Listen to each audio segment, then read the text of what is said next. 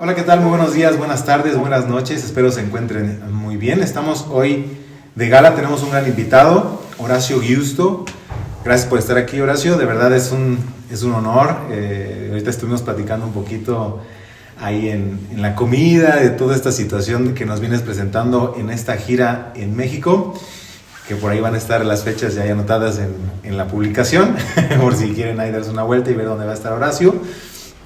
Pues nada, primero que nada, bienvenido, Horacio. Qué bueno recibirte aquí en México una vez más. No es la primera vez que vienes. Cuarta gira ya. Es la cuarta gira que ya tiene aquí Horacio. A lo cual, bueno, no sé si quieres dar un poquito de contexto. ¿Quién eres? Coméntanos de dónde vienes, qué es lo que haces más o menos. Bien, en primer lugar, muchísimas gracias por la invitación. Para mí siempre es un honor y un agrado poder compartir lo que hemos recibido y transmitirlo a este pueblo tan hermoso como el de México. ¿Quién soy? Se va a definir el día que yo muera, porque es cuando la forma abandona la materia, se sabrá quién he sido al final del camino. Claro. Mientras tanto, vamos a decir que soy un padre de familia, de 2 hijas hermosas. Intento todos los días ser mejor esposo, mejor hijo, mejor amigo. En términos propios del mundo, soy profesor de filosofía, principalmente, y me he abocado al estudio del ecologismo como fenómeno cultural imperante ya en el siglo XXI y en una investigación que nos remonta incluso ya al siglo XIX. Pero bueno, es un poco lo que venimos a transmitir hoy día. Cómo se fue gestando este ecologismo, que hoy es una agenda cultural transversal. Es decir, hoy uno va a un colegio, se habla de ecologismo. Va a una iglesia, se habla de ecologismo. Va a haber un candidato político, se habla de ecologismo. Va a haber una película al cine o una serie en internet, se habla de ecologismo. Esto significa, entonces, que el ecologismo es, básicamente, una hegemonía. Y lo que intentamos hacer en estas giras, además que estamos presentando el tomo 2 de nuestro último libro, el libro negro del ecologismo, es que, además, estamos tratando de poner el foco en lo que hay por detrás del ecologismo. Va más allá de un discurso bien pensante. Ciertamente que se esconden intereses de una agenda globalista, se esconden intereses políticos, geopolíticos, del biopoder, en el cual las naciones emergentes se encuentran diezmadas por una élite globalista. Las naciones emergentes se ven compelidas a tener que abrazar esta agenda ecologista, lo cual a la postre, detrás de ese maravilloso discurso, donde no vamos a negar que hay contaminación y ciertos abusos, se está encubriendo un ejercicio de poder que a la nación emergente se le impide cumplir 2 funciones fundamentales: reproducirse e industrializarse, mientras que a la par, vamos a tomar el ejemplo de la Agenda 2030, favorece con sus socios comerciales a los más ricos y poderosos. Entonces, lo que hace el ecologismo es que detrás de ese maravilloso discurso, que tiene semillas de verdad, en el fondo lo que se encubre es, en última instancia, un ejercicio de poder, donde al que tiene mucho se le da cada vez más, y al que tiene poco, lo poco que tiene se le quita. Y entonces cierro con esto, con simplemente 3 ejemplos para que la gente lo pueda investigar. Primer punto: control demográfico. Investigue cada uno en su casa. Objetivo número 5 de los 17 Objetivos de Desarrollo Sostenible de la Agenda 2030. Cómo ha impactado el control de natalidad en naciones como México, que de hecho recientemente favoreció la legalización de facto, mediante una decisión pretoriana del Poder Judicial, el aborto seguro, legal y gratuito. Curiosamente, en ese mismo año, la ONU reconoce a México como una nación que estaba cumpliendo los objetivos sostenibles de la Agenda 2030. Segundo punto a investigar. Observen cómo Bill Gates, que fue uno de los principales responsables en fomentar la carne sintética, al mismo tiempo se convierte en un terrateniente porque los pequeños y medianos productores agropecuarios ya no pueden competir contra los metas capitales.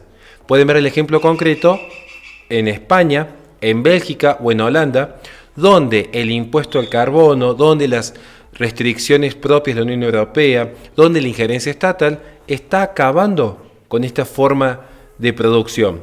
Mientras que los metas capitales, por ejemplo, hay 2 marcas de comida rápida muy conocidas, que no voy a dar su nombre, que están empezando a implementar la carne sintética son cada vez más ricos y tienen más sucursales en el mundo, donde gente como Leonardo DiCaprio o Bill Gates están poniendo sus acciones en laboratorios de España e Israel para desarrollar la carne sintética, y siempre con este discurso de los derechos de los animales. El tercer ejemplo que podemos ver, y ya para esto terminar, invito a que estudien cómo las conferencias de parte que nuclean a todos los líderes ambientalistas para observar el cumplimiento de la Agenda 2030 nunca repudiaron a Xi Jinping y el régimen comunista chino. Y es porque en última instancia el Partido Comunista Chino, mediante sus empresas nacionales, tienen el monopolio, o más concretamente oligopolio, tienen el control del 85% del mercado mundial en lo que es extracción, producción y distribución de los 17 metales raros para la transición energética hacia el año 2030. Es decir, para que la gente me entienda, si uno quiere tener energía a base de los molinos de energía eólica, uno quiere favorecer los autos eléctricos, que hay un gran mito por detrás, o principalmente uno quiere hacer, como hizo Claudia Sheinbaum, poner paneles solares, necesariamente debe alimentar el mercado del Partido Comunista en China. Tiene que alimentar ese mercado cooptado por el régimen chino. Y eso implica estarle dándole de comer a la nación más contaminante del mundo. Es decir, hoy ser ecologista es permitir que la nación más contaminante del mundo sea cada vez más poderosa. No solo en términos militares, como estaba aconteciendo en Taiwán o ocurrió en Hong Kong, sino en términos comerciales, a tal punto que los propios Estados Unidos han tenido que ceder parte de su agenda cultural para poder ingresar al mercado chino, que sobrepasa con creces al mercado occidental. Y esto es un problema a largo plazo, porque quienes conocen cómo funciona ese régimen comunista chino sabrán lo que es, por ejemplo, el control masivo que tienen con los datos biométricos en su población, que se va a empezar a utilizar de cara hacia el año 2050 para la medición del consumo y la huella de carbono de cada ciudadano en el mundo. Entonces, ya hay un modelo que está funcionando en China y se quiere llevar al mundo. Por eso el peligro del ecologismo. Muchas gracias, eso fue una gran introducción. Ya entramos en super materia. Muy interesante es todo esto que se está gestando, y atrás de todo esto es como todas estas nuevas ideologías que estamos viendo, ¿no? Que precisamente pues yo creo que empieza como algo bueno, como bien lo mencionaste, pero al final hay algo que está atrás. ¿Cómo ves tú entonces?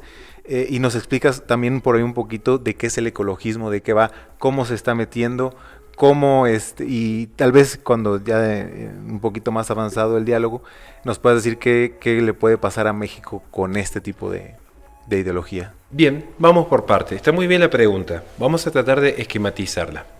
Primero, está muy bien lo que usted dijo respecto al ecologismo y el vínculo con otras ideologías. Porque vamos a ver que el feminismo o el transhumanismo son mucho posteriores, son mucho más venidos en el tiempo, de manera posterior, a la emergencia, a cuando emerge el ecologismo.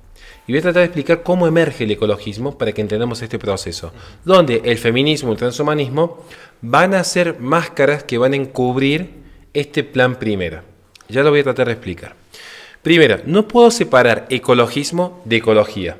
Hay mucha gente que en un anacronismo plantean a San Francisco de Asís como el gran santo ecologista. De hecho, eso es un error anacrónico, porque el concepto de ecología surge en 1868 con Ernst Haeckel, que entiende que la ecología tenía que ser una ciencia autónoma, una disciplina propia dentro de la biología, que estudiase la interacción de los seres vivos con el ecosistema, principalmente cómo administraban los recursos naturales los entes vivos. Entonces, allí surge la ecología. Esto, de hecho, lo reconoce hasta el propio gobierno de México en su plataforma oficial. Y alguien me va a decir que no hay una correlación entre ecología y ecologismo. Bueno, es como hablar de cristianismo sin Cristo. No tiene mucho sentido. Tengo que entonces estudiar qué es la ecología. Este discurso, que parece en principio un discurso científico, autónomo, inmaculado, tiene un gran problema. Porque Ernst Haeckel ya consideraba que el ser humano es un ente orgánico a la par de cualquier otro ser vivo. Es decir, la vida de usted o mi vida, o la vida de la gente que nos acompaña aquí, está a la par de la vida de una cebra, de un delfín, de un orangután. Ernst Haeckel tiene dos cuestiones que hay que tener en cuenta. Él funda la Liga Monista. Él reivindica la noción del monismo filosófico. ¿Qué significa esto explicado muy rápido? Que no hay una diferencia sustancial entre un animal y un ser humano.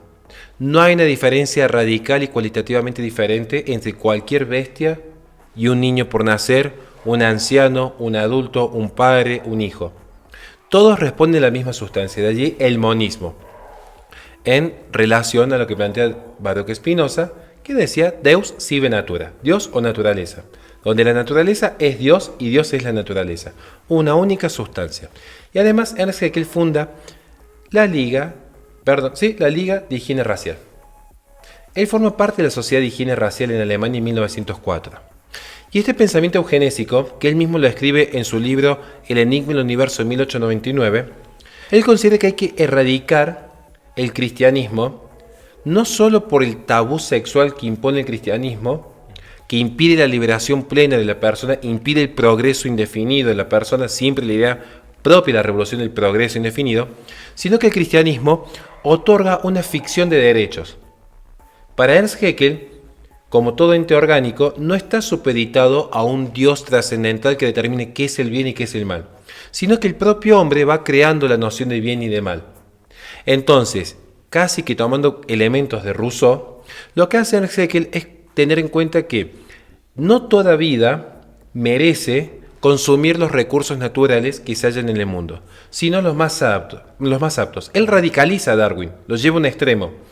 Y alguien podría pensar que, aunque él sea el creador del concepto de ecología, está mal trasladarlo al ecologismo como se vive hoy.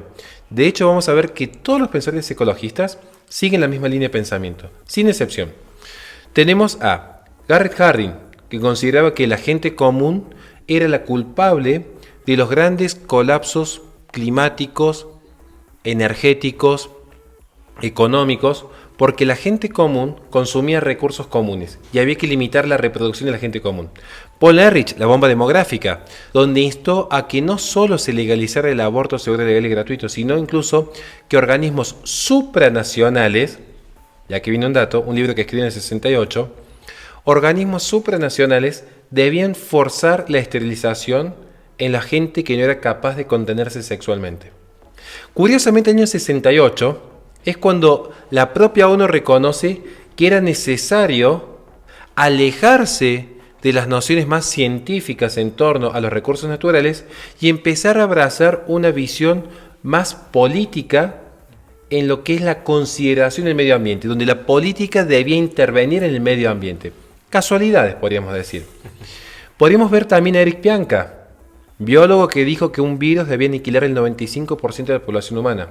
Podríamos pensar en la organización terrorista Earth First o, por ejemplo, Amigos de la Tierra, donde sus presidentes llegaron a considerar que una foca o un oso tenía más derecho a la vida que un ser humano. O Peter Singer, el gran defensor de los derechos animales, que llega a decir que un niño por nacer o una persona discapacitada no tiene tanto derecho a la vida como un animal adulto con sintiencia, con capacidad de sentir.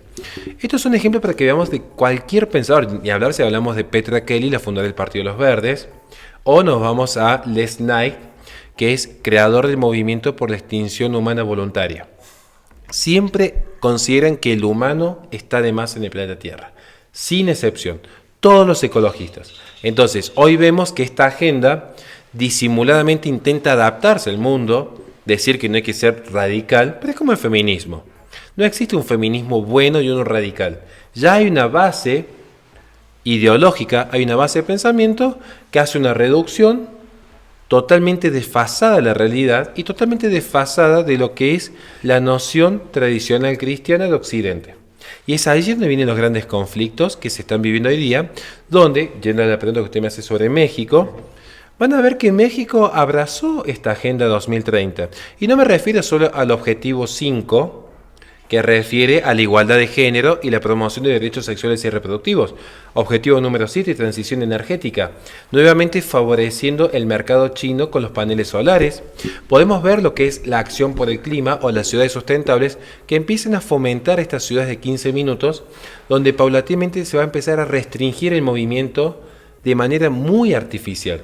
Es decir, se empieza a limitar el acceso al combustible, se ponen impuestos más caros a la circulación, se empieza a fomentar la exclusión del individuo, entiéndase, trabajo desde el hogar, imposibilidad de formar familia porque se ha llevado una radicalidad cierta ideología donde el hombre ya no tiene cómo formar familia, toda una propaganda en contra de los hijos, fomentar sistemas hedonistas y nihilistas que impiden un sentido de trascendencia.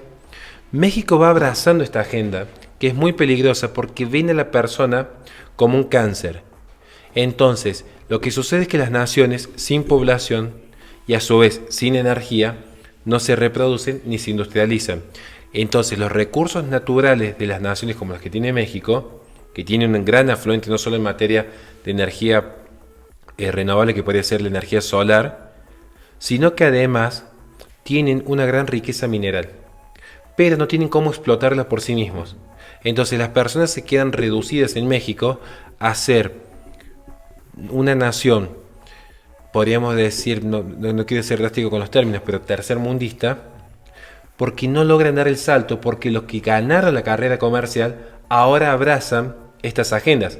Los que compitieron y ganaron, entiéndase Rockefeller o Getty, financian las ONGs como Greenpeace, Just Stop Oil, Stop Ecocide, esto es lo que nos mostramos en nuestros libros con los datos concretos, para que se genere toda una campaña cultural que impida generar nueva competencia.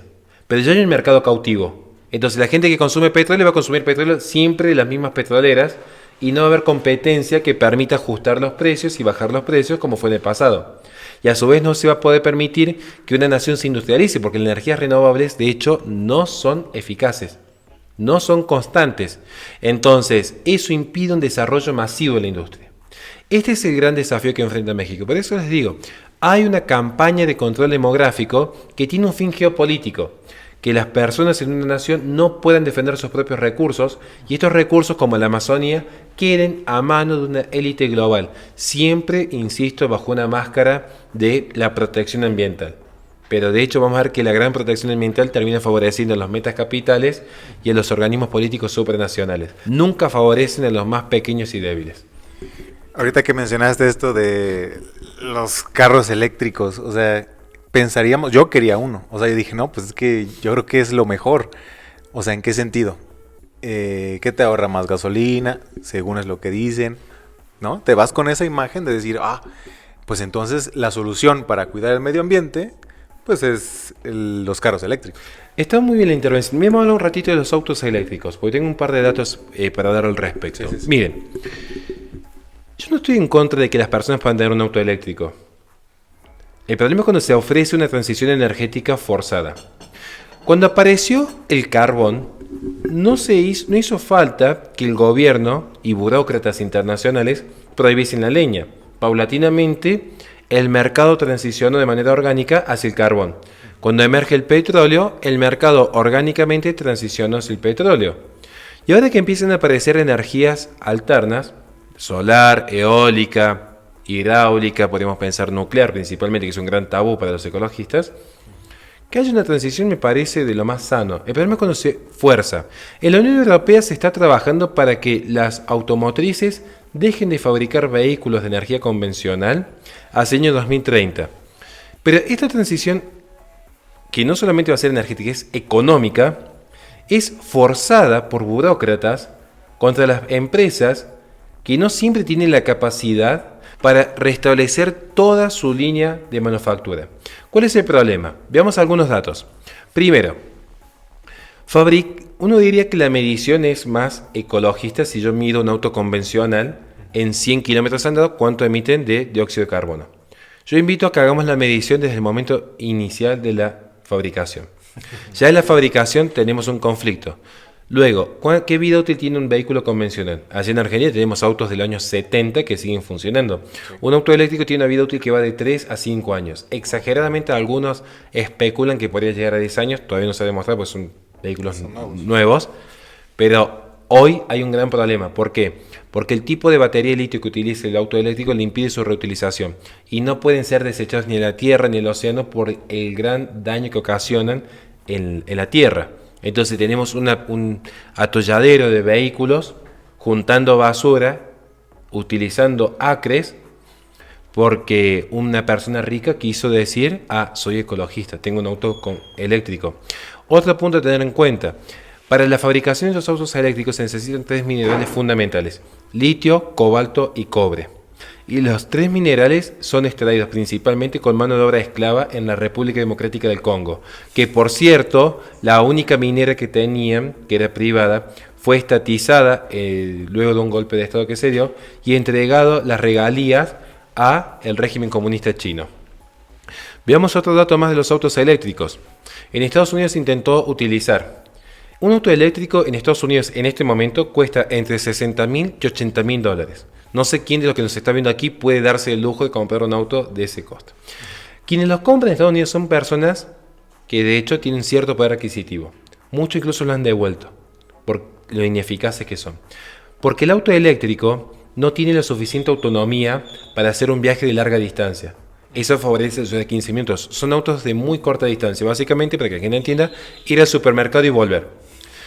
Instalar la red eléctrica para alimentar esa batería requiere $20.000. No existen estaciones de servicios como puede ser aquí. Entonces, si el gobierno quiere hacer un cambio de infraestructura, es un coste millonario para cualquier estado, para Texas, California, el estado que sea. ¿Cómo se financia eso? Con impuestos para la gente.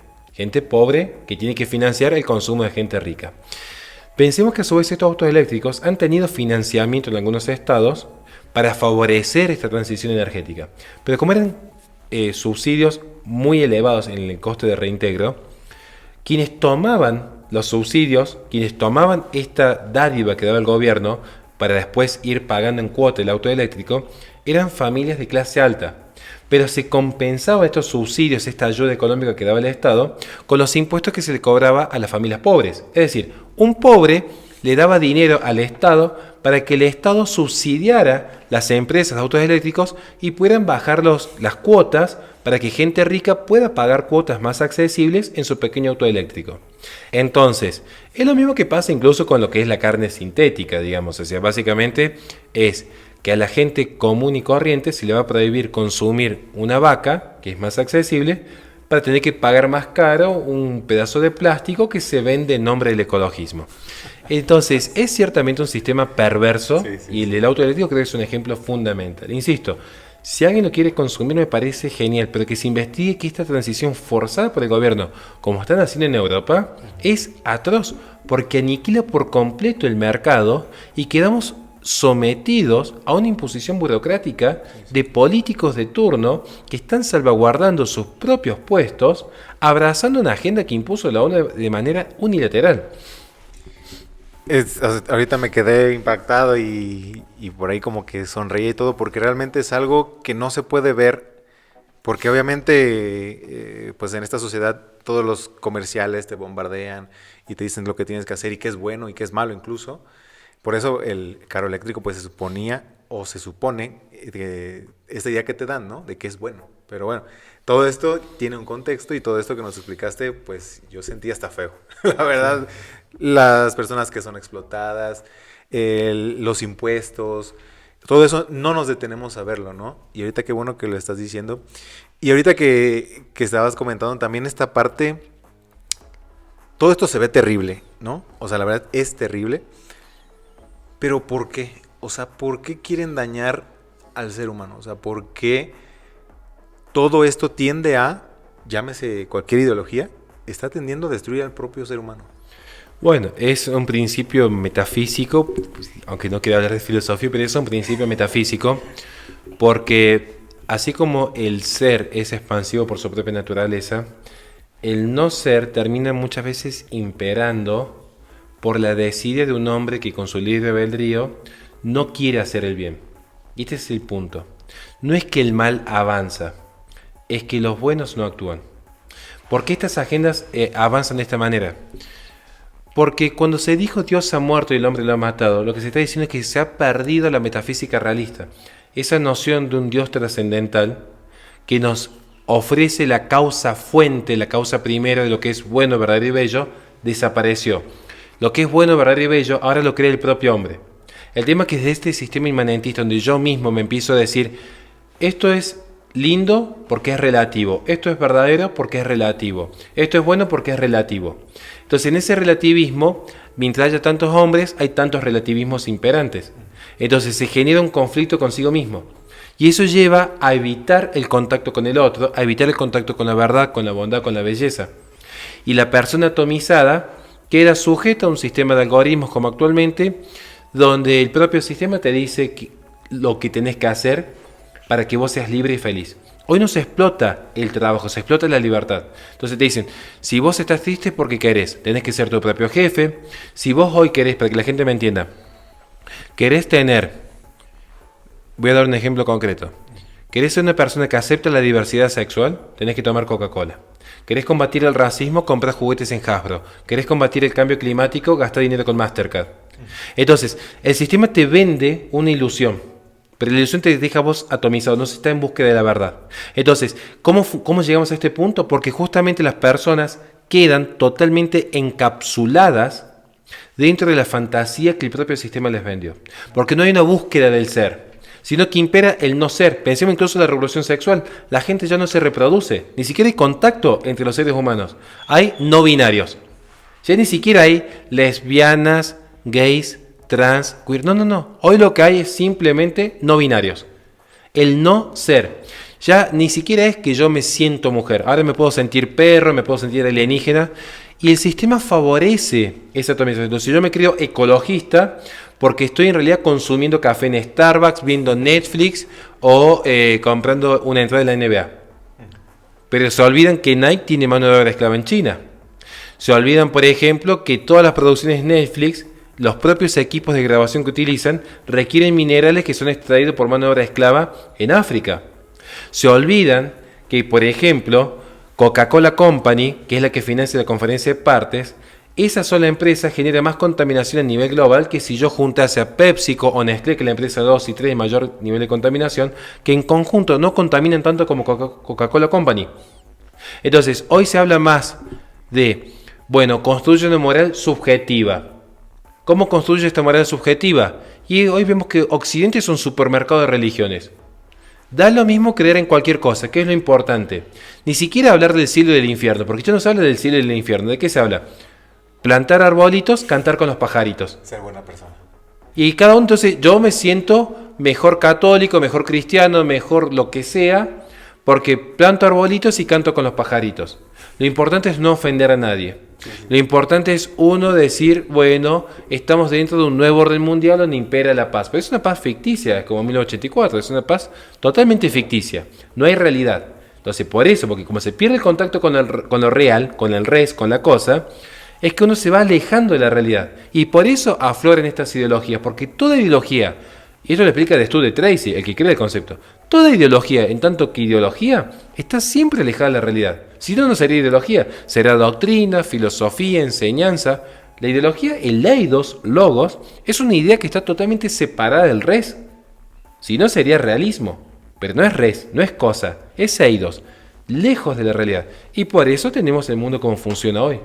Es increíble esta parte y tú dices que no quería hablar de filosofía, pero es que es parte de todo lo que está pasando. O sea, ahorita que estamos pues en este espacio que es católico y bien, o sea, todo esto que mencionas, cómo es que se deja de ser, ¿no? Y cómo me impactó esta palabra que dijiste o estas palabras que dijiste es que no esté avanzando el mal, es que los buenos dejamos de hacer las cosas, ¿no? Es que quiero aclarar algo. ¿Por qué dije eso? Porque el mal es privación del bien debido. No es ausencia del bien como se enseña muchas veces. Yo, por ejemplo, tengo a mi hija que nació sin alas. Las alas son un bien para el pajarito. Entonces, si a un pajarito yo le corto las alas, hay un mal. La privación del bien debido implica reconocer el deber ser. Un santo no es Superman. Un santo es un hombre que hace lo que hace un hombre. Ser honesto, no robar, no mentir, no abusar, darle toda la gloria a Dios. O sea, tenemos un sentido. Pero, ¿qué pasa? El hombre, cuando es verdaderamente hombre, cuando hace bien el deber ser, hace su bien, el bien es lo que perfecciona al ente conforme a su naturaleza. El hombre, cuando respeta su naturaleza, se eleva, como Pinocho, un verdadero niño. Pero Pinocho, que era materia prima pura, madera, cuando se degrada en el vicio, se deforma como un animal. El animal siente, el animal no piensa. Entonces, hoy a los humanos los invita siempre a sentir. ¿Cómo te sentís hoy? No a pensar, porque el que piensa es libre. El libre albedrío que Dios nos ha dado para que podamos elegir el bien mayor. Entonces, la persona abandona su naturaleza racional y abraza la naturaleza sensible, como el animal. El animal siente, pero es eso, es sentir. Entonces, el animal es más fácil de domesticar que la persona libre. Si yo soy esclavo, pero soy consciente de mi esclavitud, me puedo rebelar. Pero si yo me siento amo, como acá que te hacen sentir que sos libre, que sos tu propio jefe, que estás cambiando el sistema, sos funcional al sistema, porque no te vas a rebelar nunca. No tenés conciencia de esclavitud. Por eso digo que el mal es privación de bien de vida, porque el mal en sí mismo no existe, no tiene carga ontológica. El mal no fue creado por Dios, sino que el mal entra en la historia, el mal es histórico. Entonces Dios crea el bien, pero el hombre, con su libre albedrío, se priva del bien. A lo que existe lo saca. Es como si yo quiero afear una pintura. La rayo, la estoy privando como una mentira. Privo a la persona de la verdad, como la muerte. Privo a la persona de la vida, como la enfermedad. Privo a la persona de la salud, como la ceguera. Privo de la vista. Entonces la vista tiene carga ontológica, la ceguera no. La muerte no tiene carga ontológica, la vida sí. Por eso yo puedo ver una persona con vida. Pero yo no puedo ver la muerte. Veré un cadáver, pero la muerte en sí no la veo, igual que la ceguera. Yo veo una persona que está viendo, yo puedo ver. En la ceguera hay privación. Entonces, ¿por qué avanza el mal? Porque los que tienen la capacidad para hacer el bien, que es agregar realidad, porque la carga ontológica agrega realidad al cosmos, como una persona cuando tiene hijos, agrega algo que no existía antes. Lo que no existía ahora es. La persona que hace, se priva. El sistema priva y nos privatizan tanto, para que la gente lo entienda, que vean lo que pasó en el 2020, que hasta las iglesias se cerraron. Queda la persona privada, queda encerrada, entonces no puede comunicar el bien, porque el bien se comunica de un ente a otro. Acá, ¿cómo se va a comunicar el bien? Entonces, mientras más nos abrazamos al mundo digital, más lejos estamos de lo real. Entonces, la consolidación del ecologismo es ciertamente el mundo digital. Es la persona como en Matrix, encerrada en una realidad virtual, creyendo que está cambiando el sistema, y lo que está haciendo es alimentar el sistema. La gente quiere cuidar el planeta, yo los aplaudo. ¿Saben cómo se cuida el planeta? Volviendo al Génesis. Ser fecundos y dominar la tierra. No hay otra. Volvemos a la palabra de Dios. Pero lo que pasa es que acá empezamos a confundir lo que es la denuncia del ecologismo con lo que es la denuncia a abusos que ha habido por parte de ciertas empresas. Que yo no voy a negar eso. Pero, a ver, para que la gente me entienda, soy un canal católico. ¿Yo necesito abrazar el feminismo para respetar a mi esposa? No. ¿Yo necesito abrazar el ecologismo para respetar la casa común? No. Entonces hay que tomar distancia del discurso ecologista, porque cuando yo empiezo a hablar en idioma feminista, si yo le dijese a usted, vivimos en una cultura machista, estoy reivindicando los postulados feministas. Y si yo empiezo a hablar de nociones ecológicas en los términos del ecologismo, estoy reivindicando una agenda que es antihumanista, está en contra del ser humano. Todos los intelectuales así lo sostuvieron, hay que eliminar al ser humano.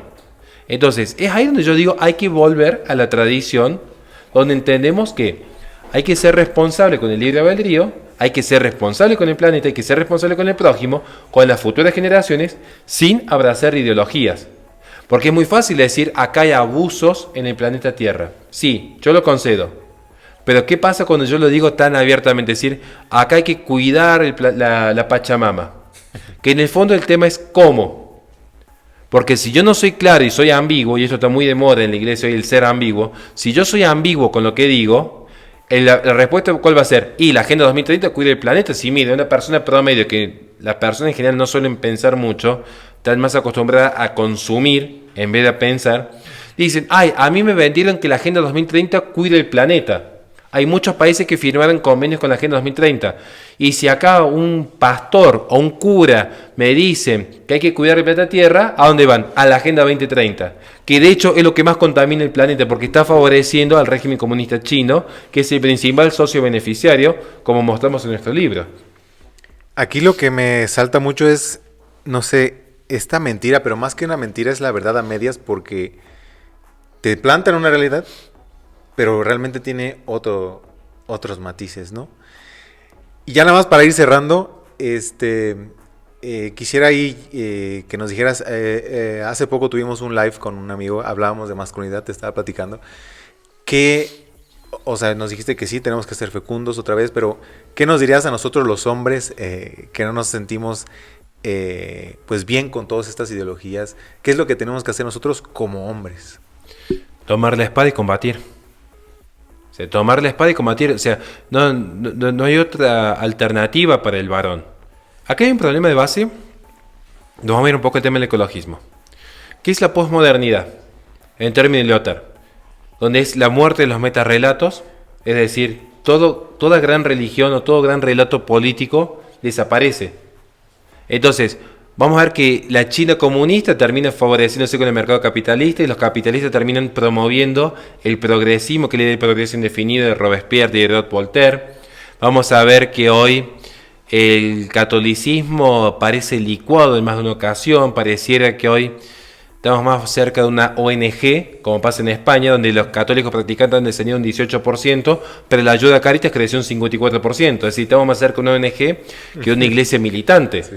Entonces, la posmodernidad es un escepticismo constante a todo relato. Y eso llevó un escepticismo hasta la propia identidad. Por eso hoy tenemos mujeres masculinizadas y hombres afeminados. ¿Qué es lo que sostengo yo? Que hay que tomar la espada y combatir. Aunque seamos pocos. A ver, el gran cambio en la historia de la humanidad empezó con un justo siendo crucificado y 12 amigos de los cuales había un traidor. Y eso fundó toda una civilización que al día de hoy resiste y perdura. Aunque sea un remanente fiel, resiste. Entonces, cada uno tiene que dar cuenta de su propia batalla. Quizás alguien en su propio puesto de trabajo, siendo honesto, siendo pensante y educando en la fe verdadera a su hijo. Quizás a otros escribiendo libros. Quizás a otros como docente. Otros con un canal de YouTube. Pero tengo pocos seguidores. Con un alma ya es demasiado. Porque es Cristo el que convierte, pero nosotros somos instrumentos. Pero siempre entendiendo dónde está la verdad. Cuando a mí la gente me dice, bueno, pero ¿y tu batalla cultural? Mi batalla cultural y espiritual ni siquiera es acá en México, ofreciendo el libro, dando conferencias, yendo a dar clases en una universidad. Mi batalla es con mis 2 hijas en casa. Ese es mi lugar como hombre. Que mis 2 hijas se encaminen al cielo. Y el resto se dará por añadidura. Entonces, el hombre tiene que recuperar su identidad. Cuando recupera su identidad, recupera su autoridad. Hoy tenemos un problema que es falta de autoridad. Porque el hombre ha perdido los 3 pro. El hombre dejó de ser protector por una sobredimensión del Estado. Y además porque hay un sistema que facilita al hombre light. Antes teníamos hombres trabajando en la tierra de sol a sol. Hoy tenemos un varón que se hace famoso por bailar en TikTok con un tutú rosa. El hombre perdió también su rol como procreador. Porque ahora con la inseminación artificial, las quimeras, la clonación que se está trabajando en China, el hombre ya es fungible. Cuando es fungible, quiere decir que ya no tiene valor, porque es fácilmente reemplazable. Un hombre desvalorizado, un hombre sin autoestima, un hombre que no se quiere, no puede querer a nadie. Después tenemos los casos de violencia, ¿pero por qué? Porque justamente no se puede dar lo que no se tiene. Un hombre sin valor no puede valorizar a nadie, menos a una mujer, menos a un prójimo. Y el hombre perdió también el ser proveedor, no solo en lo material, por la inclusión que ha generado el mercado, es una cuestión aparte para discutir, ha dejado de ser proveedor en lo espiritual. Entonces el hombre que no se inclina ante Dios, se inclina ante el mundo, porque ante alguien se va a inclinar. Entonces, es preferible estar de rodillas ante Dios y de pie en el mundo que al revés. Entonces, esa es mi visión de la realidad, claro. Que somos todos pecadores. El tema es reconocer que es un pecado, implica reconocer el principio realista de que el bien y el mal no se crea, se descubre, y reconocernos como criaturas. Reconocernos que estamos insertos en el cosmos que significa orden. Donde hay orden hay límite, y el límite es natural. Y reconocer nuestros límites naturales implica con humildad reconocer nuestro lugar como cabeza de familia, como trabajador, como docente, como hijo, como sacerdote en la iglesia doméstica, que es la función del padre. Volver a la noción del hombre como guerrero en equilibrio, como amante, como amigo, como sacerdote. Volver al hombre entendido en su integridad como materia y forma. No escindirnos ni en el racionalismo ni en el empirismo, que es pura sensación o puro pensamiento, sino comprender que tenemos pasiones, que tenemos una ética, que tenemos moral, que tenemos un aspecto religioso en nuestra vida. Y sobre todo que el hombre, Abandona esta noción de la posmodernidad, del hombre light, del hombre líquido. Sí. Vuelve a los proyectos sólidos. ¿Qué es lo sólido? El abrazo del hijo, la misa, el encuentro con los amigos, la discusión intelectual, la docencia, el trabajo manual. Volver a lo básico. Porque si no, nos quedamos enquistados aquí en un sistema de algoritmos donde creemos que somos libres y estamos viviendo la peor pesadilla de Platón. Estamos viendo sombras y creemos que es la luz verdadera. Y al que te dice, allá está el sol verdadero, allá está la luz verdadera, lo apalean. ¿Qué es lo que está pasando? Sí. Entonces el hombre tiene que recuperar su identidad. Cuando recupera su identidad, recupera su autoridad. Porque en la autoridad hay jerarquías. Y las jerarquías son propios los límites, propios del cosmos. Un orden natural. Hoy se cree que el orden es artificial. Arete facere, hecho por el espíritu del hombre, hecho por la virtud del hombre. Y si creemos que el orden es artificial, caemos en lo que dijo Sigmund Freud, el malestar de la cultura. Porque si yo creo que el orden es artificial, yo voy a decir, ¿quién es él para decirme lo que yo no puedo hacer? Y eso genera un sistema donde todos se sienten oprimidos. ¿Por qué la gente se siente oprimida? Porque no reconocen los límites naturales, sino que creen que todo es un límite artificial. Y si es artificial puede ser roto. Por eso se han roto hasta los límites respecto a los niños con los contactos con los adultos. Se están rompiendo esos límites porque se cree que todo es artificial. Todo es construido por el hombre. Nada impide deconstruir hasta el último ápice de moralidad. ¿Qué hay que hacer? Volver al orden natural. Esa es mi visión, al menos como realista.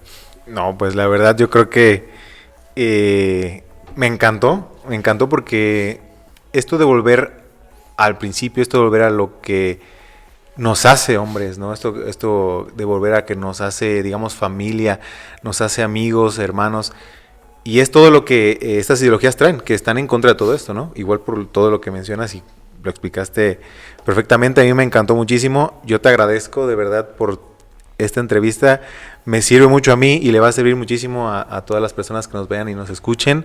Así que bueno, volvamos a los principios, decía Karol Wojtyła, hay que volver al principio para poder luchar en contra de todo esto, ¿no? Muchísimas gracias, Horacio, de verdad te agradezco mucho. Gracias también a la casa que nos recibió, a Marco, a Toto, a Cris. Muchísimas gracias de verdad por el espacio, al Frente Nacional por la Familia, al Frente Nacional Juvenil por la Vida y la Familia. ¿Algo que quieras agregar, Horacio? Agradecerles a todos siempre por su tiempo, su paciencia y que bueno, apoyen el canal, que están haciendo un gran trabajo. Recuerden que esta es una lucha cultural que implica en el fondo una lucha espiritual. Entonces, tenemos que dejar de consumir lo que la más media nos ofrece y volver a aquello que nos lleva a pensar. Así que me apoyo al canal y también agradeciendo a la familia Polo que tan bien nos ha tratado acá realmente. Vale, muchísimas gracias. Que Dios lo bendiga. Nos vemos en la próxima.